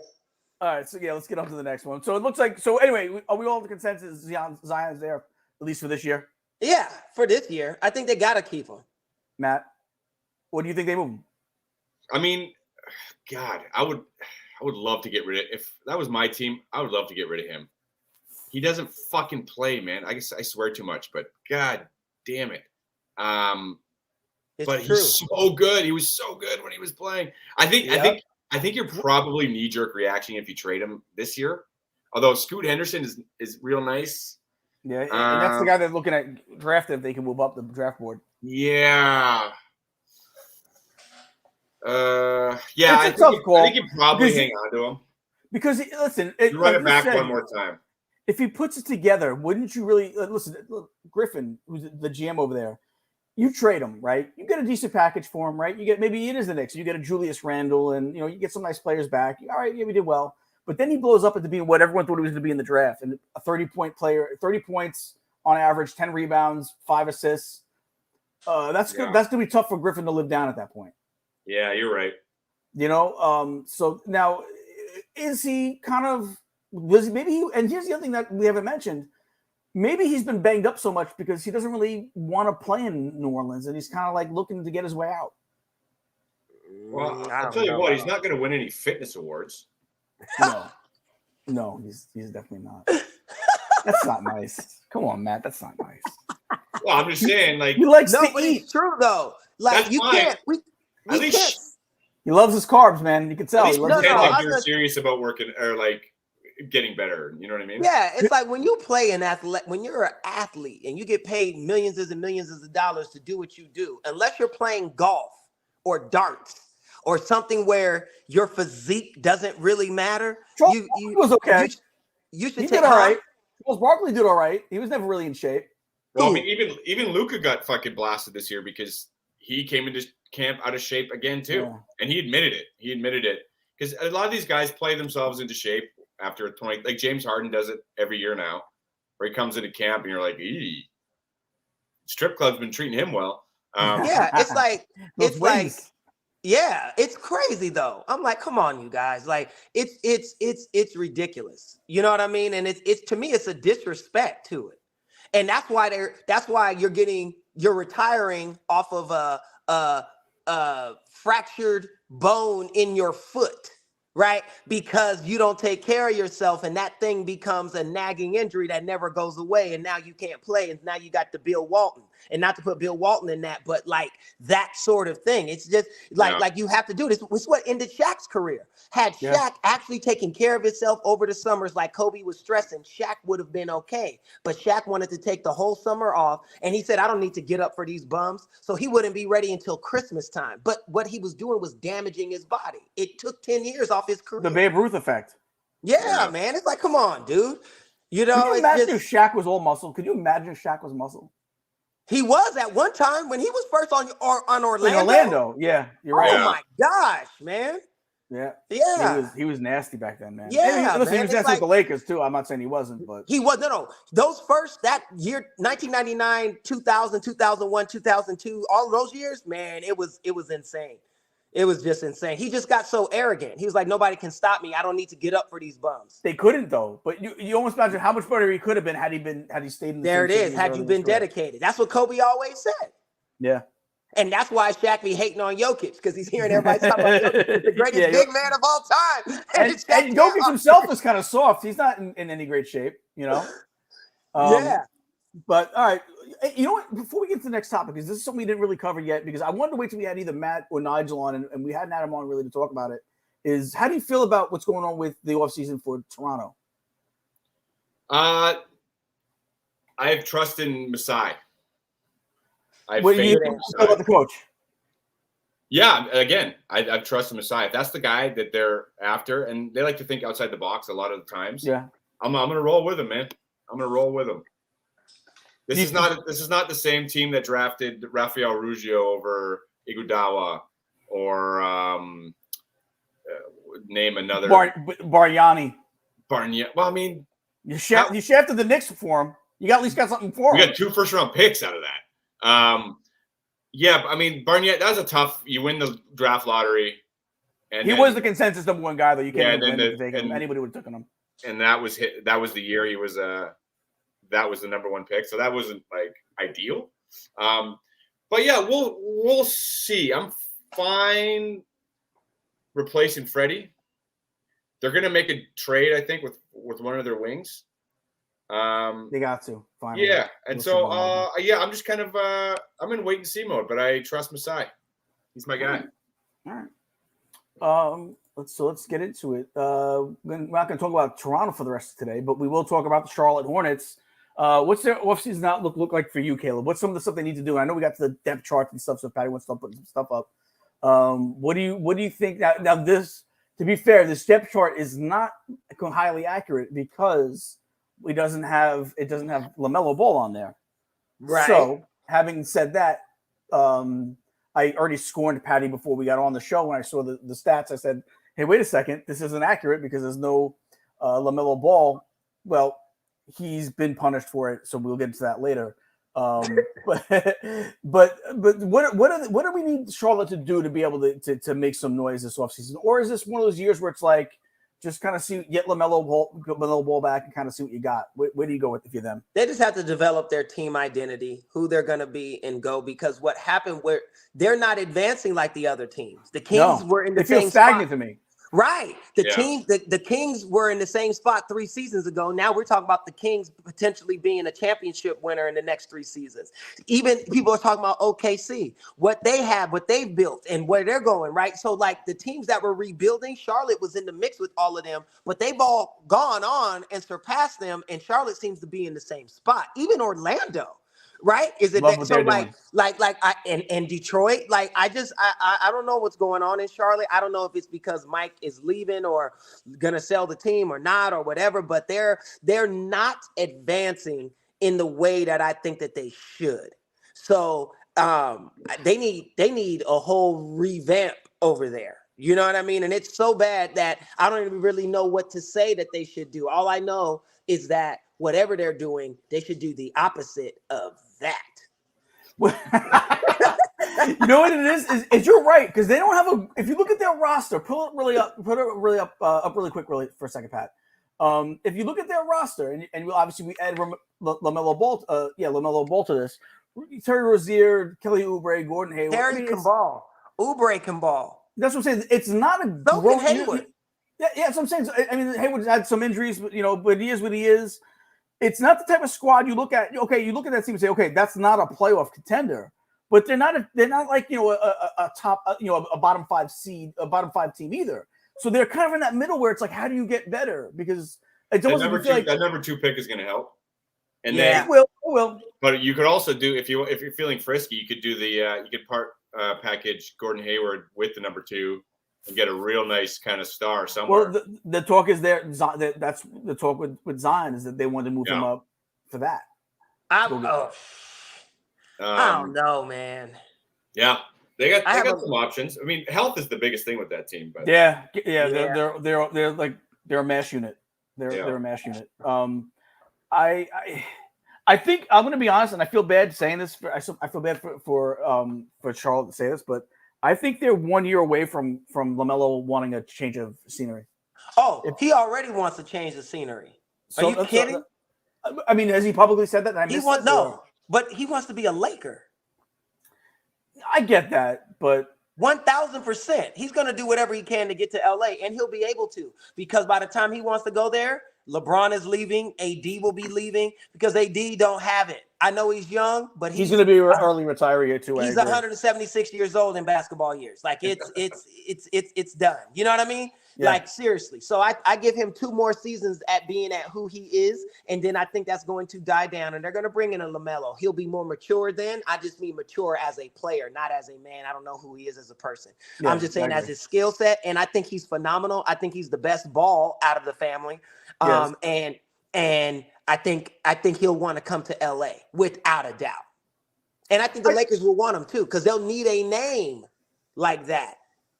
It's hard beating hometown dudes. Like Harden wanted to be a Laker. So did Kawhi Leonard. He just didn't want to do it with LeBron because he knew he wouldn't get the shine. Well, at least play a game and then you can worry about getting the shine. Play a game. Can I say something? I think Kawhi's biggest mistake he's made in his career was even leaving Toronto. No, I think his biggest mistake was leaving. Well, I'm actually glad that happened. Because all right, fair enough. We had 2 years of him not playing and wondering what if. So I'm okay with how it transpired. Win a title, go home, bye-bye. Did you want a chance to see if you could pull some more titles with him there? Well, no. Well, not now, because now I know how it played out. But at the time you didn't know that. That's true. I mean, no, we did. I mean, it's not that we didn't know. We kind of knew it a little bit, right? I mean, well, he was. They knew what was under the hood, but I think they were more than willing to sign him. Of course. I think anybody that had the cash at the time, I would have obviously loved it if he re-signed. I understood wanting to go home though, so I get it. Play closer to home. That's what he wanted for like 2 years. I wish I had the soundbite of his laugh. You guys heard that laugh, right? Yeah, it's hilarious. Yeah. So I wish I had the soundbite of it. So yeah, I don't know, man. We'll see. I feel like Charlotte. It's like Caleeb's point. It's like who knows really where they're going. They're probably another lottery pick again next year too. Maybe Scoot Henderson helps. I mean, he's kind of the consensus number 2 guy, right? It seems like. Maybe he's the guy that maybe he helps. We'll see. All right, next up, Portland TrailBlazers, which they have a ton of questions this year because do they trade Dame? Do they not? What do they? I What think do they they have get to. Him? Yeah. So you think he's definitely moving this year? I think no. I don't think he's definitely going because I think Portland is scared because they know without him they are no longer relevant, like nothing. So they don't want to just do that. But I think they should, and I think it's just time to move on, get a new flush of people. I even heard, the Starbucks owner is trying to buy him, or he put in the offer for him. Like, so there's a lot in flux in Portland. You know what I mean? Phil Knight, I also was trying to, I think, buy him as well. Yeah, that's who it was. Phil Knight, my bad. Okay. Phil Knight trying to buy him and all of that. Like, it's just, so that just puts everything in flux. It's hard when the owner don't even know if he's still going to own the team, right? Like, to even know what you're going to do with the team. If you don't, so it's a little, they're in flux, to say the least. But if I was them, I think you get rid of Dame. Nobody's coming to play with him. So you got to get as much as you can for him now. And the longer you keep him, the less valuable he becomes. You know what I mean? I'll be honest, I don't think they ever should have traded McCollum. Yeah, I know. I don't know why they traded him in the first place. Well, what they were doing wasn't working. That's why. Right. Those two together wasn't winning. Maybe they needed another piece. I think he was a perfect secondary. The problem was it was hard for them to get people there. That's the thing. Yeah. It's not that Portland don't have money. It's not that they don't have like picks and ability. It's just nobody wants to go. Yeah. It's like Toronto. Who wants to go to play in Toronto? Whoa. Hey, it's Charles Barkley's favorite city, man. Charles Barkley. Well, that's not right. surprising. Yeah. I don't. It's really a tough situation because they're never going to get back the value, right? They can't. Can they possibly get back the value, Matt? No, only because he makes $61 million, and that's going to affect his value. But listen, but that's what stars make nowadays. So someone's going to you have to pay somebody. In a couple years, that you're right. A couple years, that's not going to be like eye popping, which is crazy to think, but yeah, someone's going to make in like 3 years or 4 years. It's going to be a star making $80 million, and then you're going to have a coach making $4 million a year trying to tell him what to do. And we're not that much further from that, from being the first $100 million a year player. Watch, that's not that far down. That's in our lifetime. That's coming. Oh, yeah. As long as the TV deals still keep doing what they're doing. Oh, yeah. As soon as the Saudis buy the NBA, that's what he's talking about. It's only a matter of time. Are you kidding? All the stars are going to get $100 million. Hey, Saudis, I'm available to hire. I'm available. You'll be the 15th somebody's going to get $400 million for 4 years, $100 million a season, courtesy of Crown Prince of the Saudi royal family, because that's his favorite player. He's going to wear his jersey, and that dude's going to make $400 million a year. That is nuts. Man. I mean, $400 million for 4 seasons, $100 million a year, easily at 21 years old. Promise you. Nuts. It's nuts. Yep. It's absolutely nuts. So we got one topic left. We'll get into it right now. Offseason outlook for the Orlando Magic. I feel like this is one of those teams that's sitting in a good spot. They got two lottery picks this year. They are. They have a nice young squad. Let's pull it up. Markelle Fultz, who is finally developing into a nice point guard. He was good. He was good last year. I like him a lot. Listen, and when he first came out, let's all admit it. He was a bust, right? Like, yes. He couldn't even shoot. Well, not even. It wasn't just that he was a bust. It was that Philly paid a premium to trade up with Boston to get him. Oh, that's so not only did Boston get Jason Tatum, who is the best player of that draft. By the way, guys, I gotta. You know what? I wanted to get. I didn't get it ready. I got a Jason Tatum thing. I got to show you guys on Tuesday. So spoiler alert. I got a Jason Tatum video. Oh, so the Jason Tatum better not be full of hate. No, it's a good video. Finally, some people agree with me. I can't wait for you to see this video. I'll play it. God, it's a real. I didn't get a chance to get it ready for Patty to put on. So my God. Spoiler alert! I got a Tatum the video. hate is strong with this one. Oh, Jason Tatum. Okay, sure. So anyway, I will hate lose your Jason Tatum hate. Jason Tatum. What was the trade? Fultz. There was the picks. They traded the picks. I think, and I think Boston already had like I think Boston had the 3rd pick overall. Yeah. I'm sorry. Philly had the third pick overall, so to jump the 2 spots, they basically sold their souls. Yeah, where is it? Hold on, here it is. They traded. What the fuck? Where's the trade?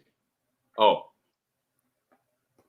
number 3 pick, a first-round pick. So it was Markel Fultz for Jason Tatum, the 3rd overall pick, and another first-round pick. Woo! Wow. You would take that in a heartbeat. I would. You would take that in a heartbeat.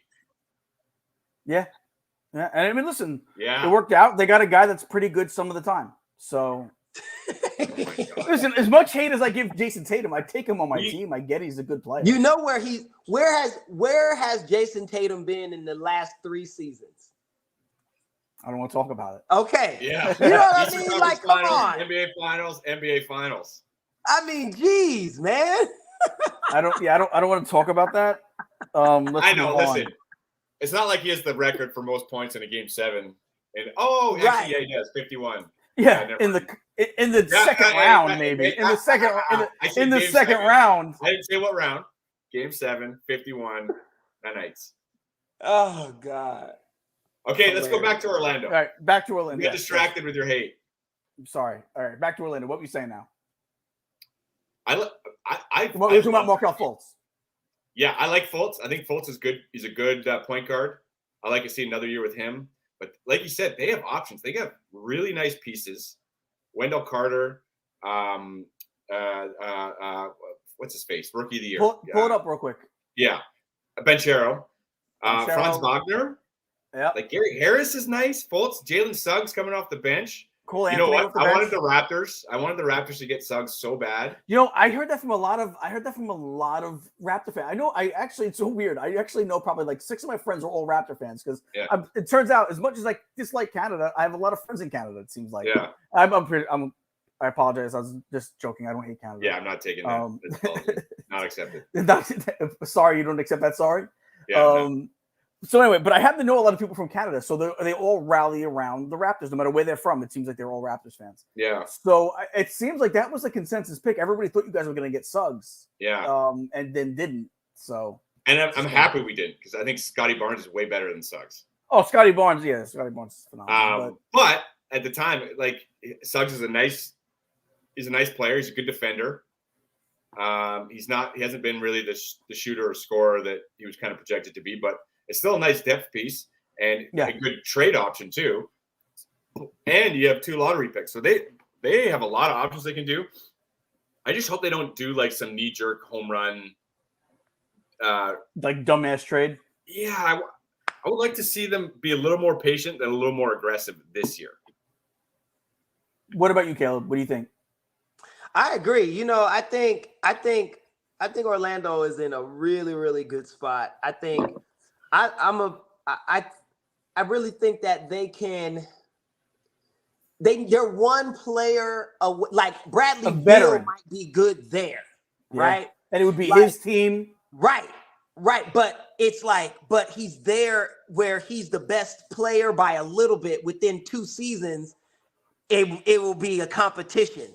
But all the other guys will be more ready. They'll be more game ready, right? And I think they could do something like that's what Orlando should look. They should look to bring in not a Chris Paul, he's too old, but like a Beal is good. Like somebody that can be there and grow with the team for a while, but has been around enough to know leadership and kind of help them. I think that is what's missing in Orlando. Like they need something like that because they got all the pieces, but now they need the leader to emerge. You know what I mean? Like they need their guy to emerge. And I think they're still trying to figure out who that is. And I think that's the missing piece there. So would you I mean, I don't even know if this would be enough, but it's a starting spot. Take those 2 first rounders, those 2 lottery picks, package them for a deal for Beal. Yeah, you do something like that. Like at least put it on the table because what will happen is other teams will say, oh, you're willing to do that. Now other players that weren't available teams are calling you about because you don't know behind the scenes they're already talking about trading these guys, right? Yeah. And stuff like that. So you never know what could come out of that once you put it out there that you're willing, that you're in business. You never know who you could get. You know what I mean? You might get a Strus and a Duncan Robinson and a Tyler Hero. You know what I'm saying? You be winning there. Let me ask you a question. So take Beal out of the equation. Say the Beal thing doesn't happen. Say Beal doesn't want to go to Orlando, let's say, which I don't get because I love the city of Orlando. It's my home. It's my second home after New York. I love it there, but maybe that's because I'm a giant kid and can spend all my days in the Disney parks. Maybe that's why. Right. But would it make sense for them to take those picks and package them, maybe to try and sneak up in the top 5? I don't see. Or do you rather have the 2 lottery picks? Like that's kind of look how the roster is constructed. Would you rather have one top 5 guy, or would you rather have just the 2 guys where you're picking now, which I believe is like 8th and 14th or something like that? I think it makes sense. You would move up. You would take the one. You would say, Probably. let me get the one guy. Yeah. I think I would. I agree with Matt. I think I would too. Matt, would you also look into? Do you agree with Caleeb with the Beal deal? If that was something you could build around those picks. Well, you need more. You have to get rid of not just Beal though, right? You have to get rid of who's like Gary Harris or because he'll be starting. So yeah. Listen, makes the team better. The Magic, where it's weird to call a team that's not great yet a team that has depth, but they do have depth. They just don't have any. They don't leadership. They don't have leadership Yeah. or a developed star. Like I think Ben Charo is going to be a star. He's just not a developed star yet. Yeah. Right. But they do have some depth there. Like Cole Anthony, they could afford to move a Cole Anthony. They could afford to move a Jalen Suggs. They could afford to move some of these guys because they have other pieces that are right there anyway. Yeah. And you're right. Garrett Harris would be the guy that would probably be the odd man out as well. So we'll see. Now, all right. So we'll go through these real quick before we get out of here because we're about to get out of here in a few minutes. Charlotte Hornets. Oop, what did I do? We did that's that. On me. Already. That's on me. That's not on Patty. That one was not my fault. Sorry, Matt. Before you blame me. Charlotte Hornets playoffs next year or no? No. Matt. No. Portland Trailblazers playoffs next year. No. No. Matt? Hell no. Oh man. Well, do you agree that Dame is gone? I think that's really the first step. Oh, I thought you said, are they making the playoffs? Well, are they making the playoffs next year? Number one, and I mean, no. I think if Dame's there, it's a big reason. If Dame's there or not is really part of what. I don't think they get rid of him by next season. I think it'll be the season after next. Or is it an All-Star break kind of a deal? And so either way, they're not making the playoffs next year. Matt, you have them making the playoffs next year? If it healthy Dame, probably not. Even with a healthy Dame. Well, hold on. I think they'll make the play in. But where they make the play, yeah.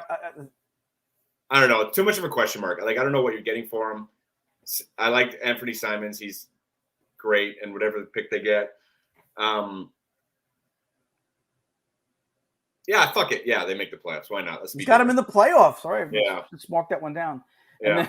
And then the Orlando Magic next year. They're a playoff team next year. If they stand pat, say they just do the 2 first rounders, are they a playoff team next year? Yeah. I got them as a playing team. Yeah, I like them in the playoffs. Coming in at 9th, 8th, 9th. As a playing team. They might not make the playoffs, but I have them making the playing game at least. Yeah. What about you, Caleeb? Charlotte? No. No. Orlando. Oh, Orlando? Nah. I don't see them doing it either. Not next year. I think they might get close and they might sniff it, but I don't think they make it. Because they let 10 teams, right? They let in, 10 teams. Yeah, so they might sniff it, but I don't. Well, the play-in. So you're saying they maybe the play-in game? They might get it. They might get into the play-in game, maybe. All right. So that's gonna do it for today, guys. Great job today, as always. Pat, you know what? Don't put those up unless they're a loss. I don't want to see it. I don't want to see. That's good. Okay, that game's going on right now. That game is on right now. So we'll let Matt get to it right quick. Hopefully that game that stays Pat because hopefully Vlad Guerrero can learn how to hit again. Jesus Christ. Oh, he'll be fine. Stop. You know what? Talk about the Knicks fans being fickle and New York fans being fickle. What about Toronto fans? You guys sure leap off that bandwagon pretty quick. No, I'm on the bandwagon, but he's got 2 straight years of this, so we need to get going. He'll be fine. He's too good of a player, man. He's too good of a natural hitter like his dad, man. Hell yeah. Oh, DJ just went yard. 1-1. Love it. Dane Jansen. You know what, Patty? Don't put that up anymore. That stuff Yep. because you're only a jinx. And then you put up the win. Like, what are you doing, man? Why give him more ammo? He He's put just up a good Derek kid. Cole sucks. Patty's just a good kid. Patty's an idiot. And here's the thing. I also want a little. I want an apology. I won't take it right now. I'll take a verbal apology, but I want an apology for you misspelling Garrett Cole's name because you spelled his name wrong. Oh, you know what? I wondered. I was like putting it in. I'm like, nah. It's Gerit. Of course it is, because that's a douchebag way to spell it. It definitely is a douchebag way to spell it. But guys, so with that, that's going to do it for our show today. We got here a little early. Last words of the week. And yeah, for anyone that isn't sure yet, we are Tuesdays, Thursdays now, at least for the summertime, until we get back to where we have football, basketball, playoff baseball. We have a lot to talk about. We're gonna go 2 days a week from back. We'll go back to 3 at that point. So Tuesdays and Thursdays, at least probably till about Labor Day. But so with that, last words of the week, Matt Hamilton. Go get out, have a great weekend, do something fun. Be kind. Go Blue Jays. Yeah, I agree. Go out, have a wonderful weekend. Go see Elemental, the new Pixar movie. I'm going to go see it today or tomorrow. I love movies. I watch everything that comes out. That's just me. You should go see it. It looks great. And spread love is the Brooklyn way, baby. Enjoy life. Guys, I'm going to say let's go O's. And, if anyone out there is that knows me, Pete McDevitt, I'm going to be on his channel tonight. We'll be talking some football, so go check out Pete McDevitt. In fact, if you're a Toronto Blue Jay fan or an Oriole fan, if you go to his channel right now, he does like the live reactions to all the Oriole games. So you can actually go watch him beat Matt Hamilton's Blue Jays. You can go enjoy that game with him. But go check out Pete McDevitt. He's a good guy and a good friend. So and with that, my last words are, as always, have a great today, a better weekend, and we will see you guys on Tuesday. That's the pop-off for today, folks. Thank you to all of our listeners, as well as our producers, Patty Puddles and Fareed Kameo. And make sure you tune in tomorrow to hear what these hooligans will pop off about next.